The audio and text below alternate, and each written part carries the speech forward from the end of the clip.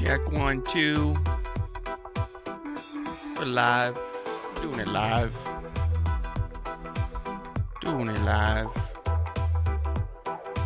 What a beautiful day to be alive. Alright, well, start this off with a little cheers to beers. Let's go, Jays. Woo!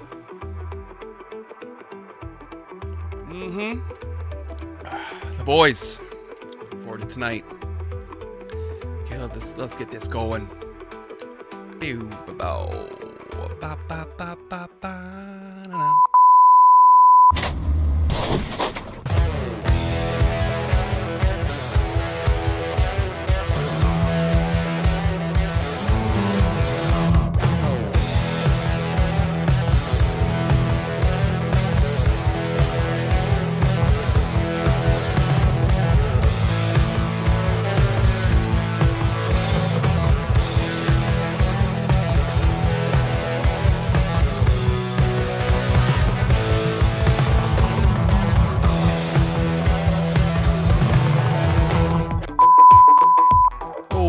Now coming in hot. All right, well, hey folks, welcome back to Surely Sound Studio. My name's Marty, but you can call me Marty. Actually, no, my name's Martin, but you can call me Marty. That's what I was supposed to say. Yeah, anyways, and this is my show, so let's go Jays, man. First of all, congratulations to the Blue Jays, and congratulations to Seattle, man. Division League series, both of them were intense. Good stuff. Championship series is going to be unreal. I bet it goes 7. And I bet it's intense. Both really good teams. It's going to be insane.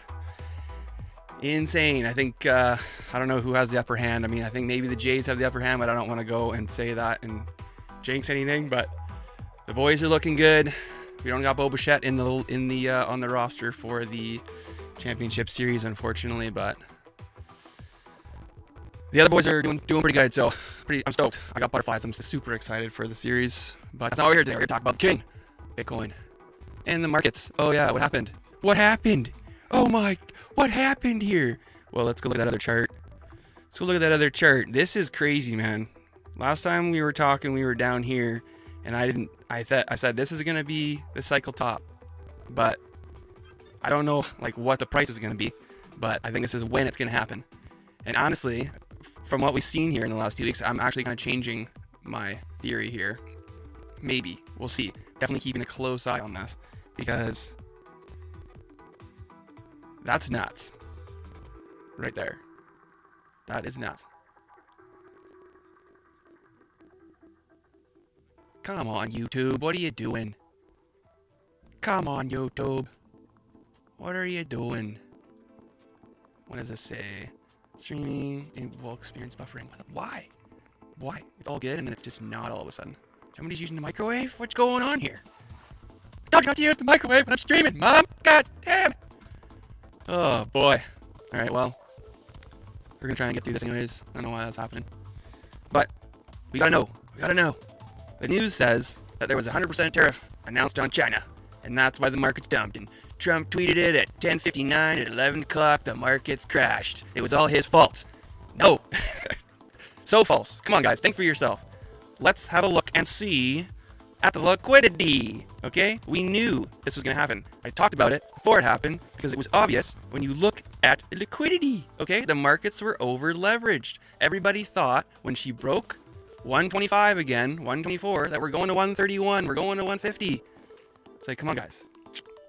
You got to think logically, okay? Don't let emotions get in your head. What's going on? What is going on here? This is bullshit. Okay, so see. No, don't zoom in. Zoom out.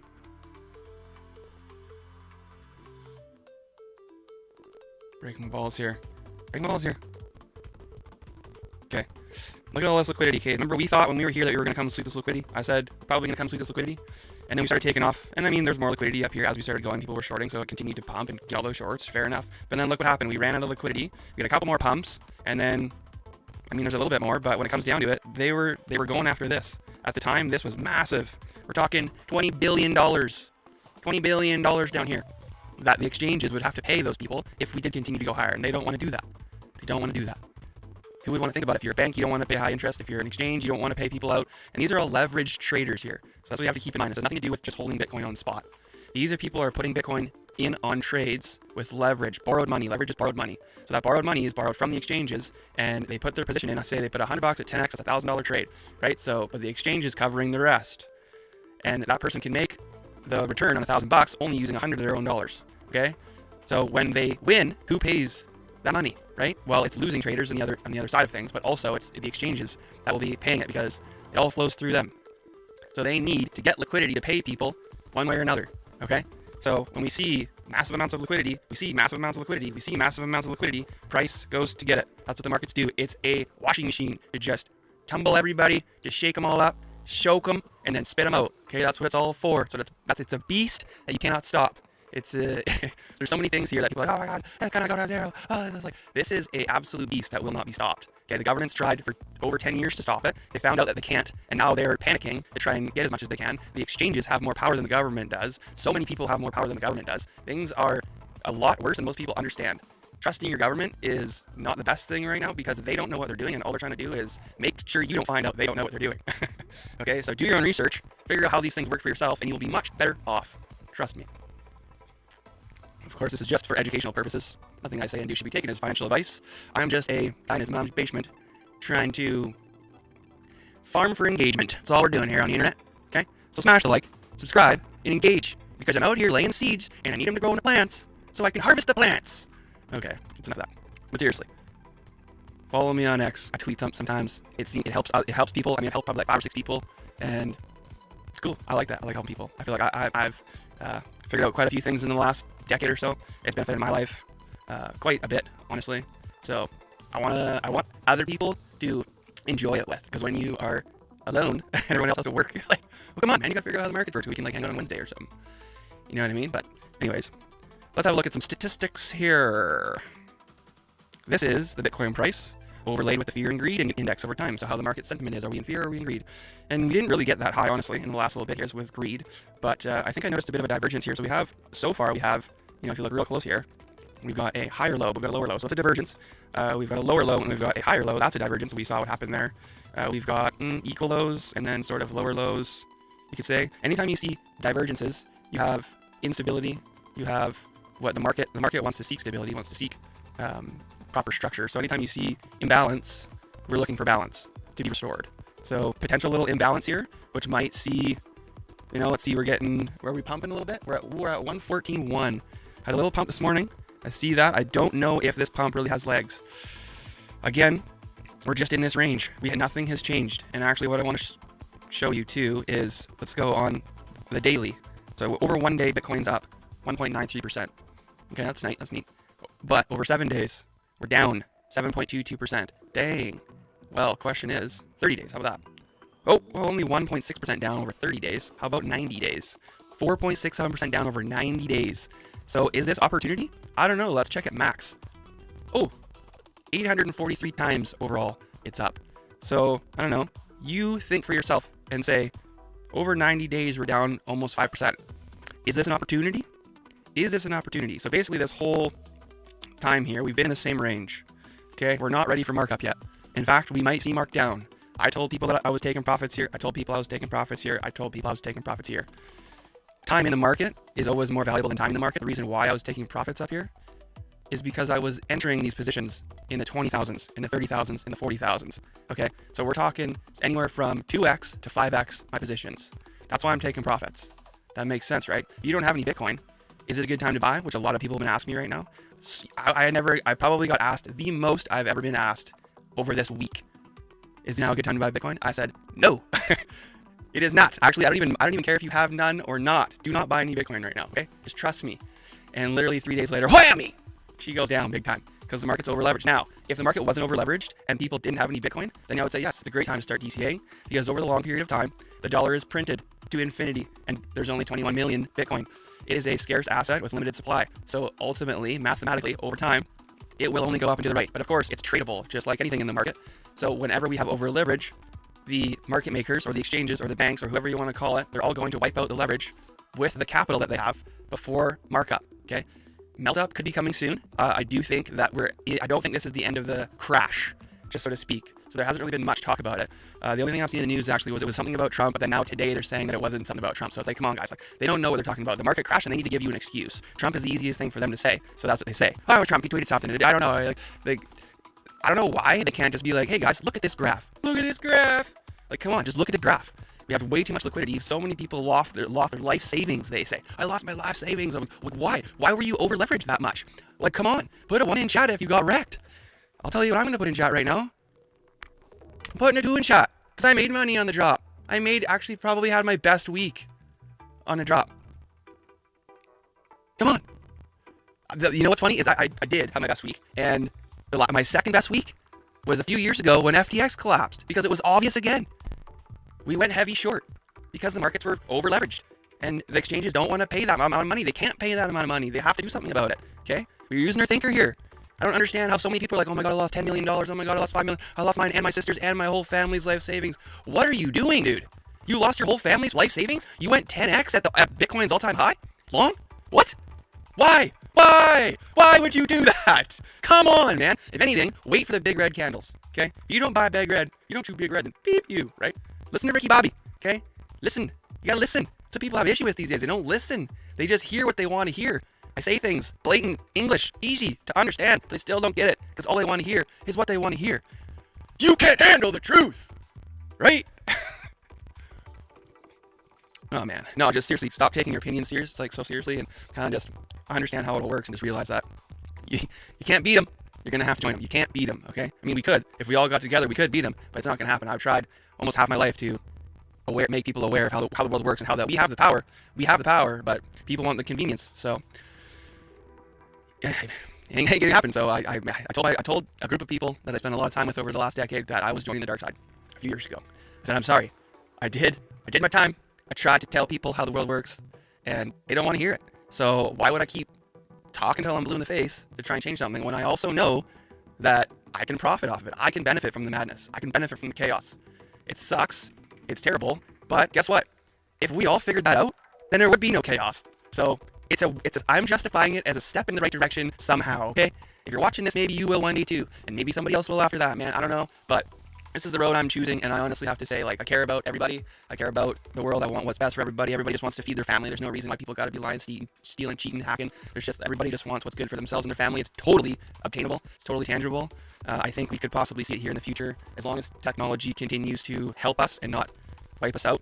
The whole AI thing is getting a little bit crazy, but I had to come on here. I've got to come on here like once a week. It's getting to fall, so I'm just starting to do a lot of fun stuff. Happy Thanksgiving if everybody wants to hear. If you want to hear that, that's for you. If you don't want to hear that, I'm sorry. Make sure you just take it, for what you're actually thankful for. And I think this time of year, towards the end of the year, holidays and stuff like that, you just really have to reflect on the good things, okay? Be thankful for what you did this year that was good, that, maybe it was bad, but something good came out of it afterwards because you learned, right? So just reflecting, and I always like to definitely take like a couple weeks off, if not more, towards the end of the year and just literally just process the year that I had. Just meditate and process what I did, how it affected me, how I'm going to use that information moving forward, what I'm planning to do next year.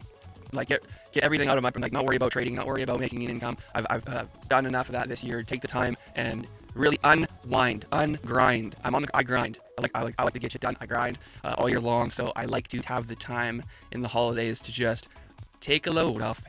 You know what I mean? And I think it's really worth it because, like, you sleep at night and you process everything that you did during the day, and then you wake up, and I don't know, for most people it's different for everybody, but for me, I play music almost every day, and I'm learning songs, and I've been playing a lot of piano lately, and I find that, like, I'm trying to learn a song on this day, and I'm getting there, but it's like, oh man, I keep missing a note or something's off time or whatever. It's just like it's not quite as sharp as I want it to be.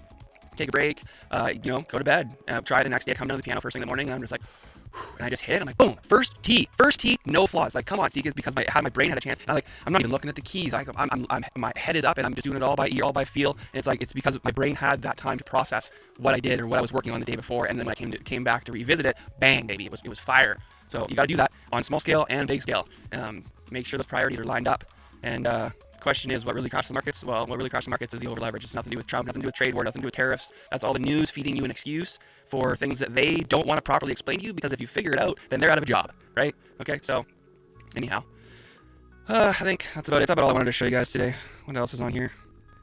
On the the Twitter, the X. Look at that, biggest liquidation in 19.5 billion in 24 hours.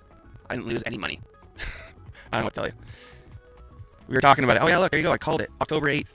Like, you know, and we got 13 people that saw it. So hopefully those 13 people took some advice. Probably not, but whatever. I know some people did. I know some people I've been talking to have. So it's good. It's good. It's good. And honestly, like, so the question is, where to now, right? Like, where to now? So this actually, like I was saying a little bit earlier, I don't think that we're quite done yet. I like to see this VWAP held. This is nice. If we lose this, then we might see like a nice actual sweep of the lows.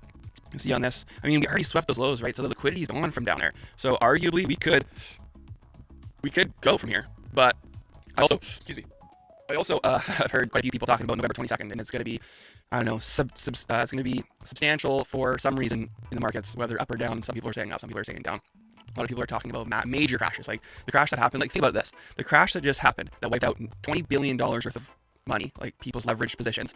That was only just a range sweep. That was a typical rate. We saw the exact same thing week prior. That's a range sweep. That's a range sweep. Here's our red is our high, our green is our low, and our yellow is our point of control. That's where the most amount of money has been traded in this range. Okay, so we have a high and a low and a like a average price, and we were above the high, so it was overvalued asset. And when it's overvalued, that many people got leveraged. Like, what are you doing, right? So like, we're talking common sense here, and it's gonna, like, range sweep was the same thing was right here. We had this right here was not only a POC rejection, it was also a Fibonacci rejection, a 618 rejection from this high to this low right here. Look at that confluence. We shorted that. We were talking about this. That's a perfect 618 bing bong, right? And that is actually a sign that might be a lower high for the market top. And so this whole week, everybody over leveraged short because they figured that was it. And then whammy. Right? And then, oh my God, it's back on. Oh, it's like they're like freaking chickens running from back and forth from one. Oh, okay, we're at 120 check. We're 130 is imminent. 150 is imminent. Whammy. Like, come on, you guys. I don't know. I mean, like, if you want to learn how to trade, I highly recommend it. It took me, I don't know, probably like 3 years to become a profitable trader. That's probably a little bit more than it should have, but I wasn't focusing on it full time. I got my studio, my business, a lot of other things that I got going on, my family and stuff. So I was actually quite happy with that. I was willing to put in 5 years easily to really start to understand it, and once I started to get it, like within like a couple years, I was like, okay, this is definitely for me. So I'm there's no stopping me now. Life's gotten quite fun when you figure out how this stuff works. And like, I'm celebrating a dump. Like, I kind of feel bad because everybody else is just getting wrecked. I'm like, oh, why why are you getting wrecked, man? I mean, I made money. I'm sorry, you got some of that money that wrecked you went right into my wallet. I don't know, man. I just, like, we can do it. You can all do it. If we work together, we can all do it. We can all succeed. I know we can. We just gotta be smart about it, okay? No emotions. Logic over emotion. Always. Logic over emotion. So again, if we hold this, honestly, I closed quite a bit of my short yesterday around this area from up here. I left a little bit on the table just in case, but I think I closed like 80% of it. I actually just added to it on this little pump here. We got a moving average here, and I don't know, a little bit of turbulence.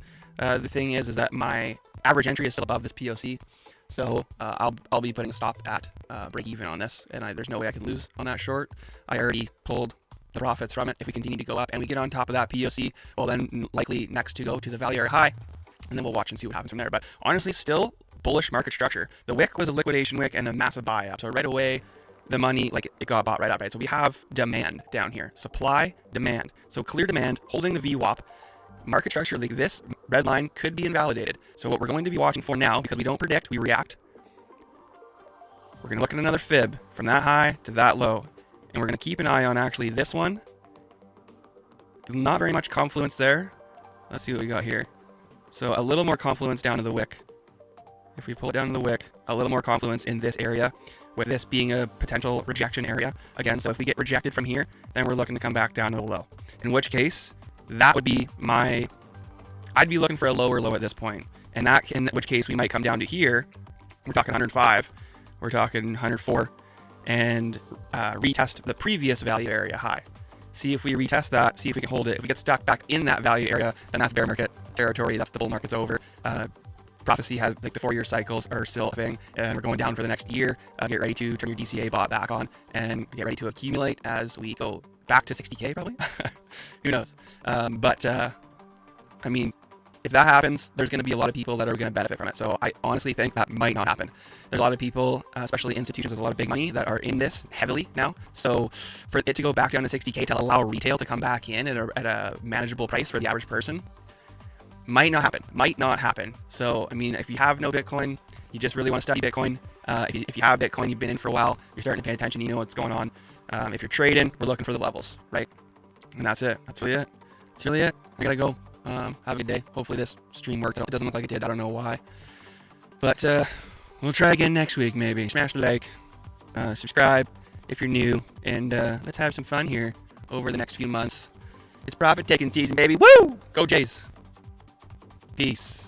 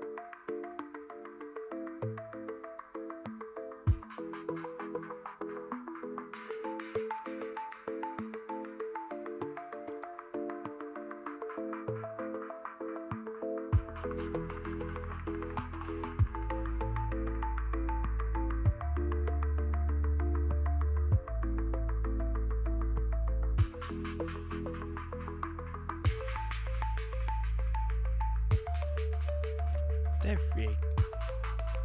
Now it's working. Just messing around with some settings here. Look at this. I just went down to the 1 minute chart just to see what's happening. The exact same thing. Value area low. Whammy. Value area high. POC. Value area high. POC. Value area high. Oop, lose it. Value area low. Back to the POC. Let's see if we can get back up a bit. If we make it back above, go to the value area high again. See how it's going up there again. And if we can't get above it, we're going to go back to these guys and be like, oh, hey guys, how you doing here? And if we can't get back under the same shit over and over again. Later.